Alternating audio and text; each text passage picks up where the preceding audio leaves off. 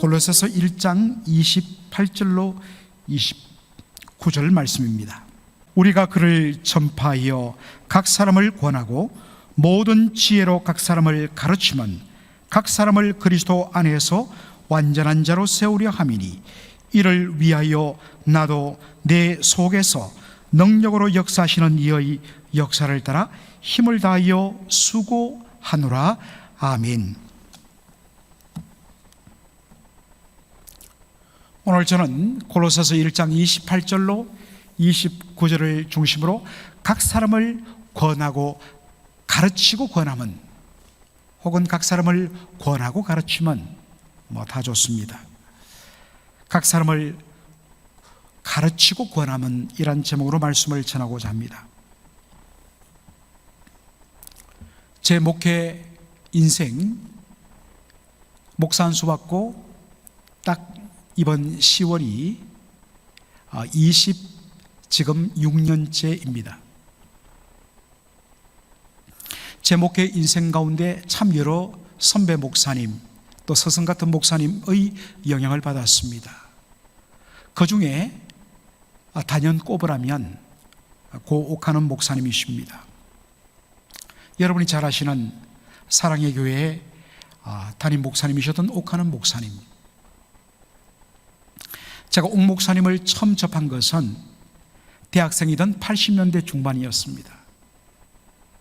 나중에 알고 봤더니 저희 장인어른이 바로 그 시대에 옥 목사님과 더불어서 서울사랑교회 수석 부목사로서 맹활약을 하셨던 바로 그때 옥 목사님이 86년인가에 고통에는 뜻이 있다라는 설교집을 내셨습니다. 그 당시 한국교회 목사님들의 설교는 천편일률적이었습니다. 이른바 주제 설교를 했지요. 매 주일마다 어떤 주제를 하나 딱 정하면, 그리고 그 주제 단어가 놓는 성경 구절을 뽑고 성경을 읽고서는 첫째로, 둘째로, 셋째로 이렇게 세 대지 나누어서 그 주제에 맞게 또 성경 이곳저곳에서 성경 구절을 가지고 그렇게 설명하고, 또 마지막에는 예화를 한두 개 더는 그런 방식의 설교가 천편일률적이었습니다. 물론 저도 그런 설교를 잘하고 듣고 잘하면서 바로 예수님을 영접하고 은혜를 받았습니다마는 왠지 채워지지 않은 갈급함이 있었습니다. 그런데 옥하는 목사님은 제 눈을 열어준 것이 주어진 본문을 가지고 그 본문을 처음부터 끝까지 그 본문 안에서 실험하면서 그 본문을 풀어서 해석하더라고요. 어떨 때는 구체적으로 적용하기도 하지만 어떨 때는 구체적인 적용이 없습니다. 본문의 말씀이 하나님께서 이 말씀을 통하여 말하고자 하는 내용이 무엇인가를 그냥 드러내주면서 탁 선포하는데, 그 말씀을 읽는 것으로 이미 이 설교는 책에 박힌 죽은 문자가 아니라 살아 움직이는 활자가 되어서 제 마음을 막 터치하기 시작했습니다. 이야, 세상에 이렇게 설교하시는 분이 있구나. 그때 제가 사실 설교의 눈을 떴습니다. 어떤 분들은 목사님 조금 쉽게 첫째로, 둘째로, 셋째로라고 예화 좀 드세요. 근데 안 돼요. 정말 그 대학생 때 그 옥 목사님을 통하여서 한 번도 뵙지 못했지만 눈이 열린 그 내용으로 말미암아 참 제가 큰 도전을 받았고, 이것이 저의 오늘날 설교의 모처가 되었습니다. 물론 그 어르신의 어떤 그 깊이와 그 영감 있는 그 내용과는 게임이 안 되죠. 그러나 참 모델로 삼아서 전까지 그렇게 달려왔습니다. 그리고 유학 오기 전 약 2년 8개월 동안 서울사랑교회의 고동 3부 교육자로서 그렇게 사랑교회의 목회자로 섬겼습니다.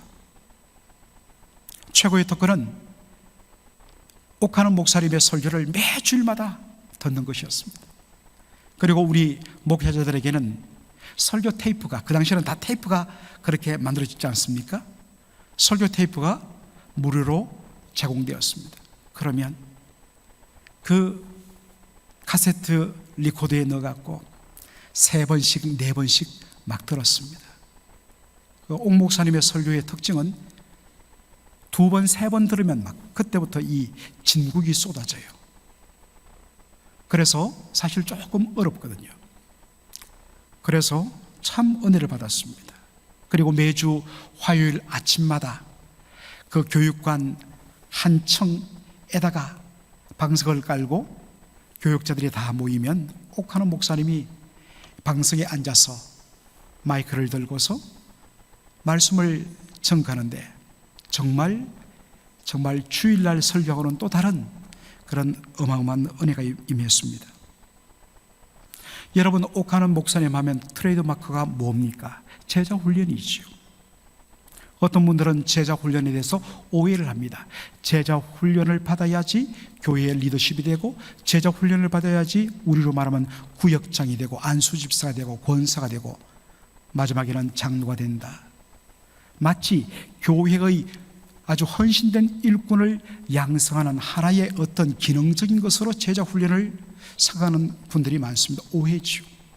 또한 그런 식으로 우리도 사랑의 교회처럼 제자 훈련하면 우리도 교회가 부흥하겠고, 우리 교회 장로님들, 집사님들, 권사님들이 정말 헌신된 일꾼이 되겠구나, 그렇게 접근하는 교회들은 다 망했습니다. 그렇게 하니까 제자 훈련해도 별 수 없네, 안 되더라, 그런 안 좋은 소문을 퍼뜨리게 된 것이죠.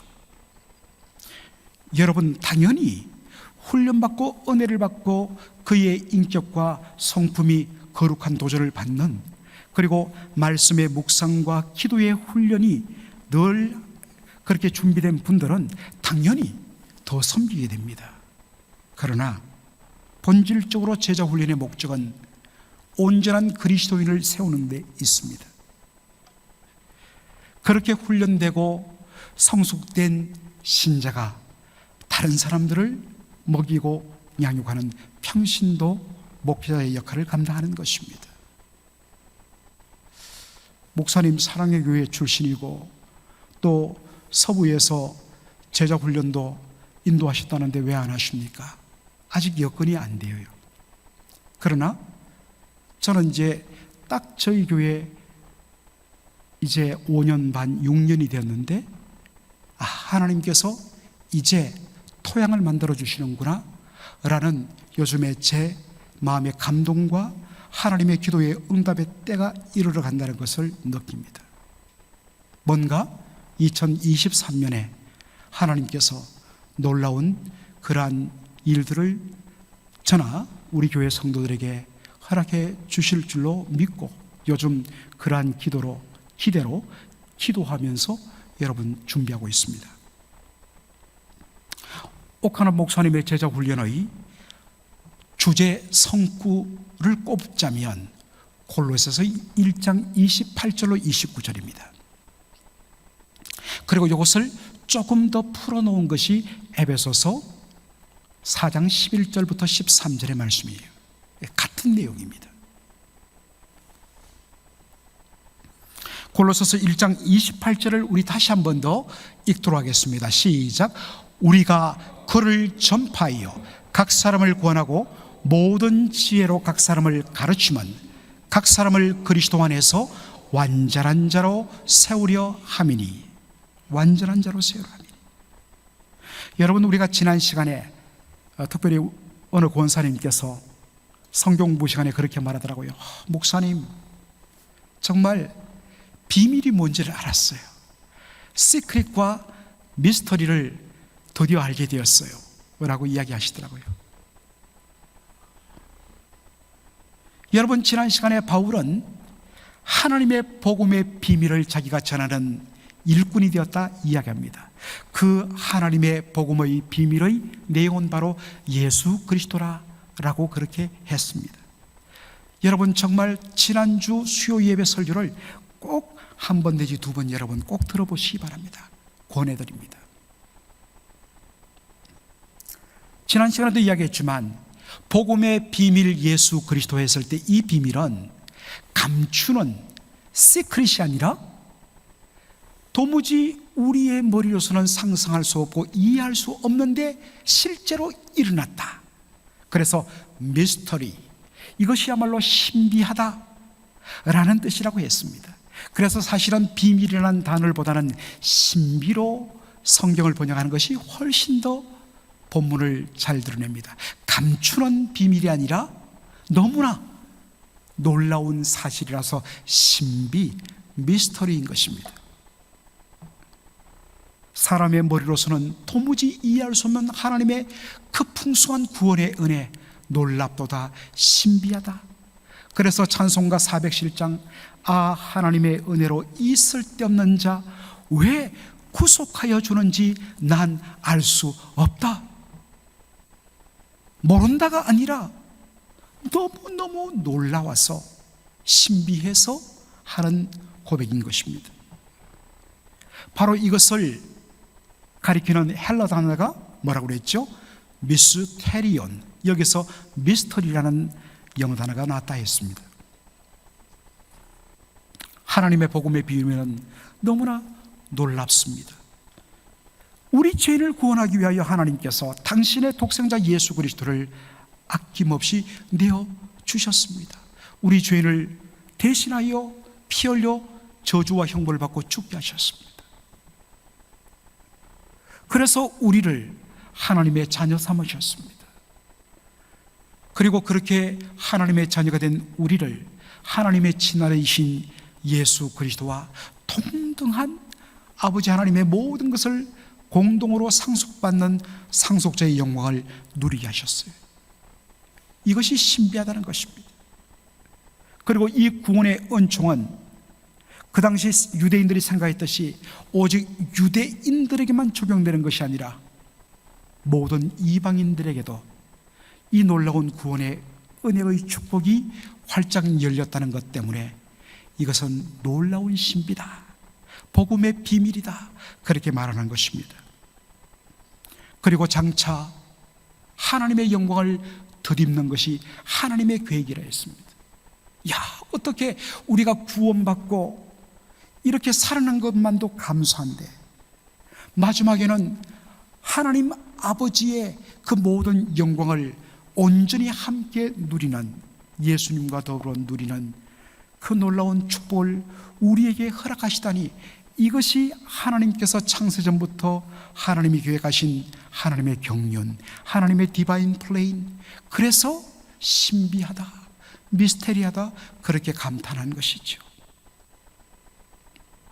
바로 이 복음의 주제이신 예수 그리스도, 그래서 그를 전파하는데 사도 바울은 자신의 모든 인생을 거는 것입니다. 물론 여기에 전파하다는 것은 1차적으로는 입술입니다. 그러나 2차적으로는 자신이 예수 그리스도의 형상, 예수 그리스도의 인격과 성품을 본받은 대로 자신의 삶을 통하여 예수가 바로 이런 분이심을, 그리고 그 예수의 아버지 하나님이 이런 분이심을 자신을 통하여 드러내므로 바로 그분을 전파하고 선포하고 드러내는데 자신의 온 생애를 건 겁니다. 그래서 우리 예수 믿는 모든 자들은 바로 그러하게 그리스도를 전파하는 사명자로 서 있다는 것입니다. 이것은 목사님, 장로님, 선교사님, 어떠한 특정한 사람에게만 주어지는 것이 아니라 구원받은 모든 성도들은 자신의 입술의 복음으로, 그리고 자신의 그 삶을 통하여 그리스도를 전파하는, 그래서 또 그들로 하여금 이 놀라운 은혜 속으로 초대하였는데 바로 우리가 부름을 받았다, 이것을 말하고 있는 것입니다. 그런데 그 그리스도를 전파하는 방편이 뭐냐? 자, 여러분, 이렇게 말합니다. 우리가 그를 전파하되, 여러분 잘 보시면 영어 성경에 We proclaim Him, 우리가 그분을, 예수 그리스도를 proclaim, 선포하고 전파하는데 두 가지입니다. 그래서 ing, 현재 분사형을 쓰죠. 모든 사람을, 각 사람을 admonishing, 권하고 모든 에브리원들을 가르치는 그것을 통하여 예수 그리스도를 전파한다라고 이야기하고 있습니다. 여러분, 여기에 특별히 권하다라는 말은 예수 믿으세요, 예수 믿으세요 권하는 그러한 권면도 있지만은, 여기 권하다는 것은 사실은 죄를 지적하는 것을 가리킵니다. 그래서 admonish라는 영어 단어로 번역을 한 것입니다. 이것이 옳습니다. 왜 여러분에게 예수 그리스도가 필요한지 그것을 알려주는 것입니다. 그런데 흥미로운 것은 여기에 권하다라는 이 헬러는 반드시 지성과 논리를 사용하여서 설명하는 것을 그 속에 포함하고 있는 단어라고 이야기합니다.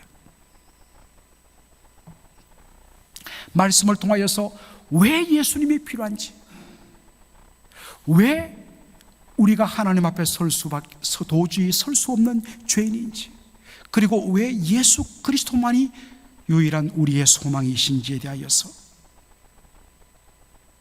말씀의 논리를 통하여서 바로 이 복음을 받는 사람들이 결국에는 내가 죄인이요, 그리고 이 예수 그리스도 외에는 다른 소망이 없음을 설득받고서 당연히 그 속에 성령이 역사하시는 것이죠. 이것이 바로 각 사람을 권하는 것입니다. 바로 여기를 통하여서 진정한 의미의 repentance, 회개가 일어나게 되는 것입니다.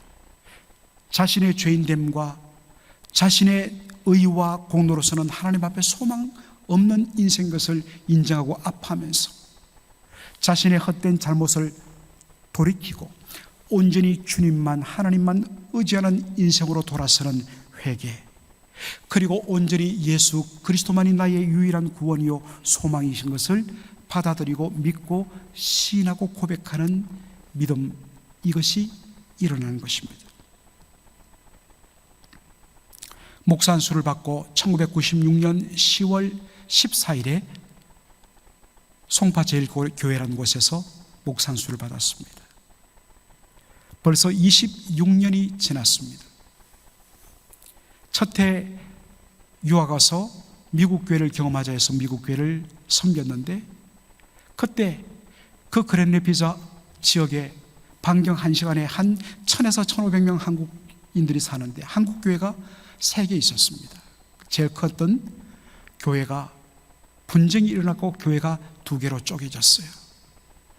그래서 건물을 차지한 척 거기는 성도가 몇십 명밖에 남지 않았습니다.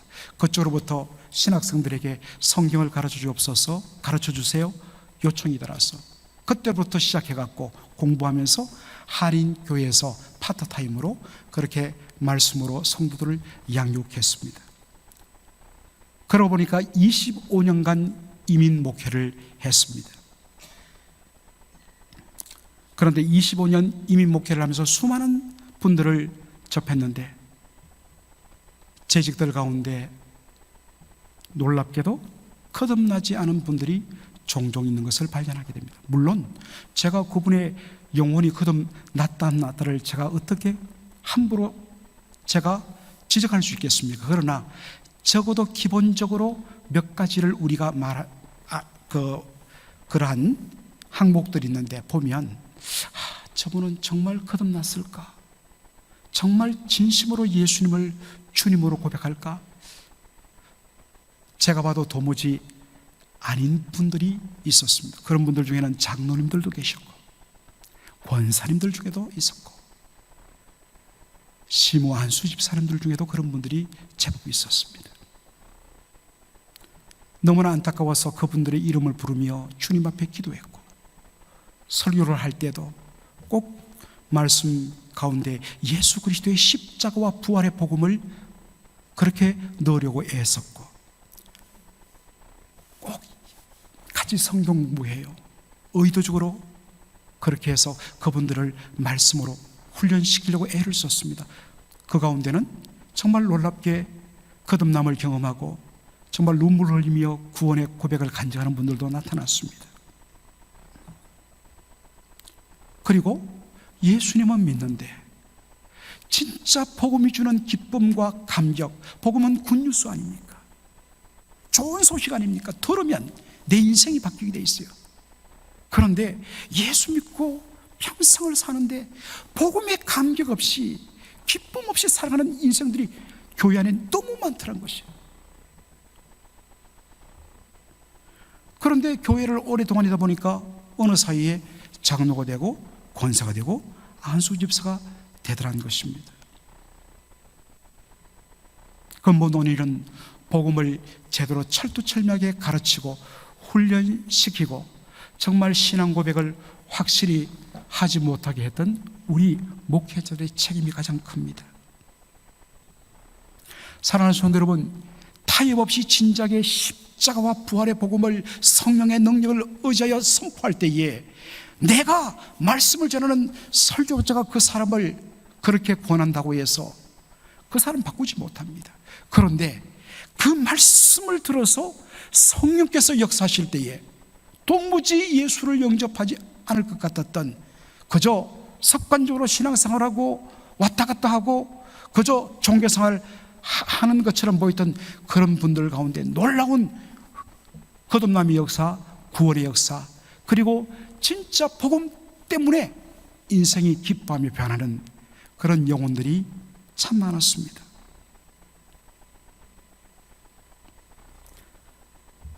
죄에 대하여 엄중한 지적과 그리고 우리 인생으로서는 소망이 없고 오직 십자가와 부활의 공로밖에는 없음을 고백하며 그 죄로부터 떠나서 살아계신 하나님께로 돌이킬 것을 강단에서 목 놓아 외치고 눈물로 그 영혼들을 위하여 부르짖을 때에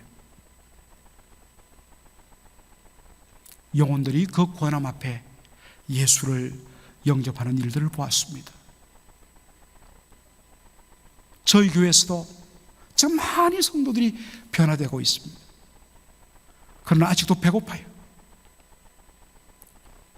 이 말씀의 권면과 성령의 역사를 통하여서 복음으로 온전히 받아들이고 복음 때문에 기뻐하고 그 복음의 능력 앞에서 자신의 연약함과 부족함에 한없이 탄식하고 눈물을 흘리고 위로하시는 주님을 붙들고 일어서는 그러한 은혜가 계속적으로 일어나야 합니다. 그런데 이것을 어떤 의미에서는 정말 집중적으로 훈련시키는 그 훈련이 하나는 전도 폭발이고 하나는 제자 훈련입니다. 드디어 때가 오고 있습니다. 그리스도를 전파하는 두 번째 방법은 바로 각 사람을 가르치는 것입니다. 예수 그리스도의 복음으로 복음의 권면을 받고서 회심한 그들, 거듭났다고 해서 가만두면 어린 아이 수준밖에는 있을 수밖에 없습니다. 그들에 대하여 체계적으로 기독교 신앙의 체계 진리를 가르치고 그리고 그 가르침을 삶으로 적용하는 바로 삶에 대하여, 윤리에 대하여 체계적으로 가르치는, 바로 이러한 의미의 티칭이 굉장히 필요합니다. 여러분, 우리 PCA 교단에서는 사실은 엄밀한 의미의 목사라는 직책은 없습니다. 다 장로예요. 우리 시무장로님들은 룰링 엘더, 성도들의 영적인 삶을 다스린 것보다는 사실 잘 관리하고 그들을 잘 이렇게 인도하는 그런 의미의 룰링 엘더, 이거를 이제 한자로 번역해서 칠이 장로라고 그러고, 저처럼 말씀을 전하는 장로를 강도 장로, 이 강도가 아니라 말씀을 강의하는 teaching elder, TE, 우리 장로님들은 RE 이렇게 합니다. ruling elder, teaching elder.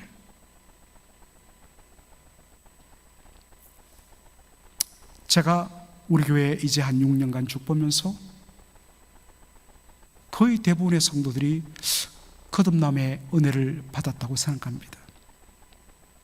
그런데 아직도 많은 분들은 거듭났지만 영적인 어린아이 상태에 머물고 있는 것을 보게 됩니다. 솔직히 먹어야 자라는데 안 먹으려고 자꾸 피해요. 여러분, 복음의 가장 초보적인 단계만 머물러서는 안 됩니다. 어린아이가 이유식을 먹는 단계에서 벗어나서 딱딱한 음식을 씹어갖고 소화시킬 수 있는 단계로 나갈 때에 몸이 자라는 것과 마찬가지로, 정말 신구약 성경을 압축해 놓은 그 기독교 진리들, 교리들, 이 진리의 체계를 완전히 소화하고 그것에 근거하여 하나님의 말씀을 묵상하고 읽고, 그리고 그것을 삶으로 적용하는 삶의 성숙함이 요구되는 것입니다. 이것을 도전하고 도와주는 것이 제자 훈련입니다. 여러분, 특별히 여기서 우리가 중요하게 생각할 단어는 무엇입니까? 3번 반복되는 것인데 바로 각 사람, 각 사람, 각 사람입니다. 영어 성경에는 단어를 줄이기 위해서 admonishing and teaching everyone 이렇게 했지만, 헬러에는 everyone, 각 사람이 3번씩 나옵니다. 우리가 그를 전파하여 각 사람을 구원하고 모든 지혜로 각 사람을 가르치면 각 사람을 그리스도 안에서 완전한 자로 세우려 함이니. 사랑하는 성도 여러분,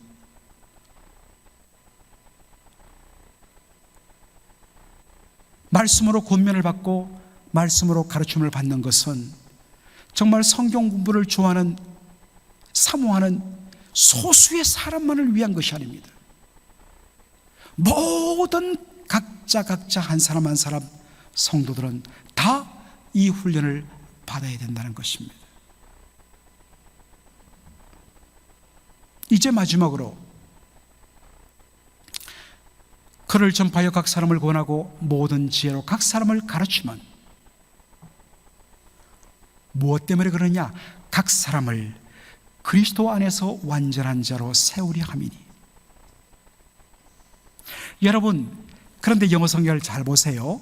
우리 한계에는 세운다, 세우다, build, 그죠? 혹은 establish 이렇게 쓸 것 같은데 영어 성경에는 어떻게 씁니까? present, 드리다입니다.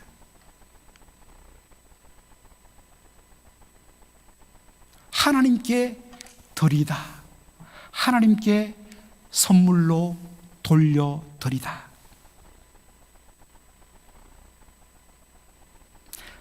하나님께서 받으시기에 합당한 사람으로 성도 한 사람 한 사람을, 하나님의 자녀인 한 사람 한 사람을, 거듭난 한 사람 한 사람 한 사람을 아버지 하나님께서 뜻하시고 계획하신 바로 그러한 존재로 만들어 하나님께 돌려드리는 것.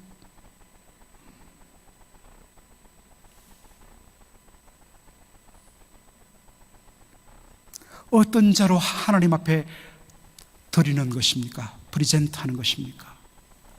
그리스도 예수 안에서 완전한 자로 하나님 앞에 드린다라는 것입니다. 세운다기보다는 드린다. 여러분, 여기에 완전한 자, 이 말은 헬라어로 목적에 합당한 자, 목적에 도달한 자라는 뜻입니다. 사랑하는 성도 여러분, 하나님께서 독생자 예수 그리스도를 이 땅에 보내시고 그의 십자가 부활을 통하여서 저와 여러분을 구원하신 것, 이것은 창세전부터 하나님께서 예정하신 것이고, 때가 참에 독생자 예수님을 보내어 그의 십자가 부활을 통하여 우리를 죄와 사망에서 구원해 주셨는데, 그렇게 하신 예정과 구원의 목적이 무엇인가? 그 목적에 도달한 자로 만들어 하나님 앞에 돌려드린다는 것입니다. 하나님께서 저와 여러분을 왜 구원하셨습니까? 왜 창세전부터 예정하셨을까요? 로마서 8장 29절이 이것을 보여줍니다. 하나님이 미리 아신 자들로 또한 그 아들의 형상을 본받게 하기 위하여 미리 정하셨으니 이는 그로 많은 형제 중에서 맏아들이 되게 하려 하심이라. 여러분, 하나님이 미리 아셨다는 것, 하나님께서 창세전부터 나 너희들 안다 모른다 그런 의미가 아닙니다. 히브리적인 개념으로 안다는 말은 사랑하다 그리고 선택하다라는 뜻입니다. 그러므로 하나님께서 미리 하셨다. 하나님께서 창세전부터 너희들을 먼저 사랑하시고 먼저 선택하셨다라는 것입니다. 그 하나님께서 창세전에 선택한 자들을 미리 정하셨다. 영어성에 보면 바로 예정을 가리키는 겁니다. 하나님께서 저와 여러분을 구원하시기 위하여서 창세전부터 우리를 미리 택하시고 미리 예정하신 목적이 뭐냐? 바로 그 아들의 형상을 본받게 하기 위해서입니다. 이것이 하나님의 구원 목적입니다.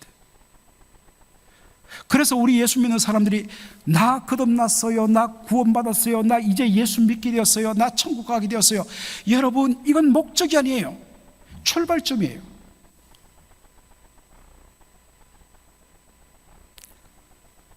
결혼해갖고 어린아이를 낳았을 때에 정말 그 만 9개월 만에 아이가 엄마 뱃속에서 났을 때에 얼마나 기쁩니까? 생명이 낳는 기쁨이 대단하지 않습니까?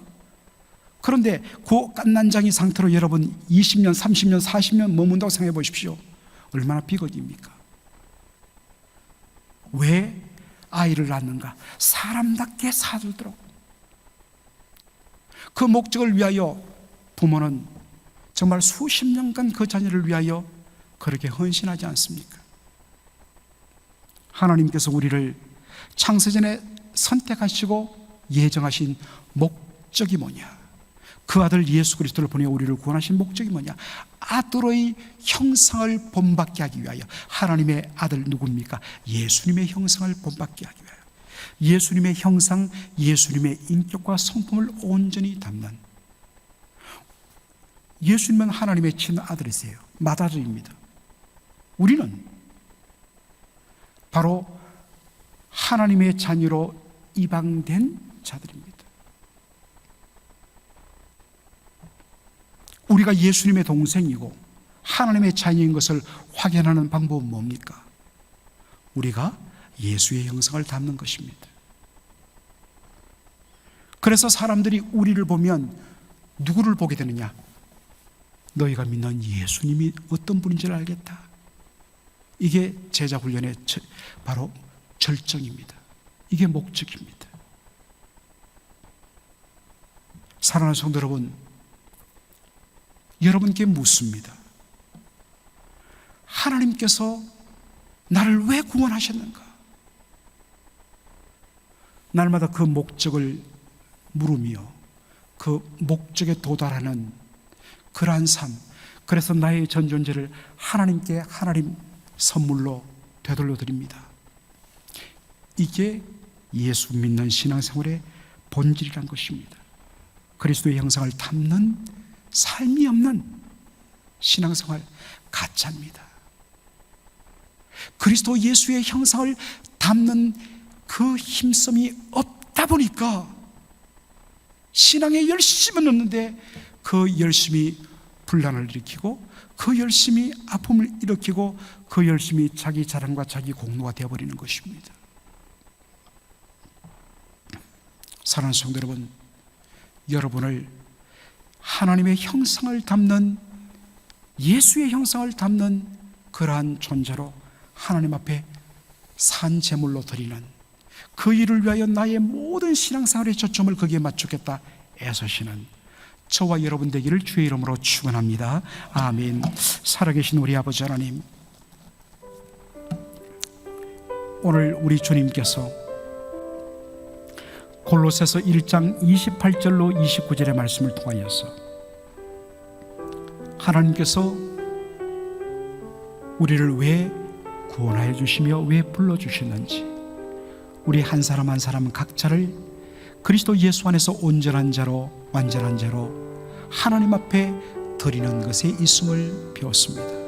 아버지 하나님, 날마다 그러한 존재로 하나님께 우리의 전 존재를 산 제사로 제물로 올려드리는 저희들의 삶이 되게 하여 주옵소서. 예수 닮기 원합니다.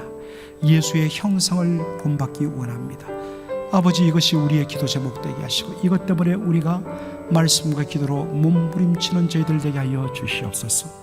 이 밤에도 돌아가는 발걸음들 축복하여 주시길 원하오며 주 예수 그리스도의 은혜와 아버지 하나님의 극진하신 사랑과 성령의 위로교통 충만 역사하심이 그리스도를 전파되 각 사람을 권하고 각 사람을 가르치면 바로 그리스도 예수 안에서 우리 각 사람을 온전한 자로 하나님 앞에 드리는 것에 있다는 이 말씀을 깊이 새기고 날마다 예수의 형상 닮은 우리를 하나님 앞에 드리기로 열심을 내고 헌신하는 그러한 삶을 살기로 작정하며 돌아가는 모든 성도들 머리 위에 이제로 영원토록 함께 있을지어다.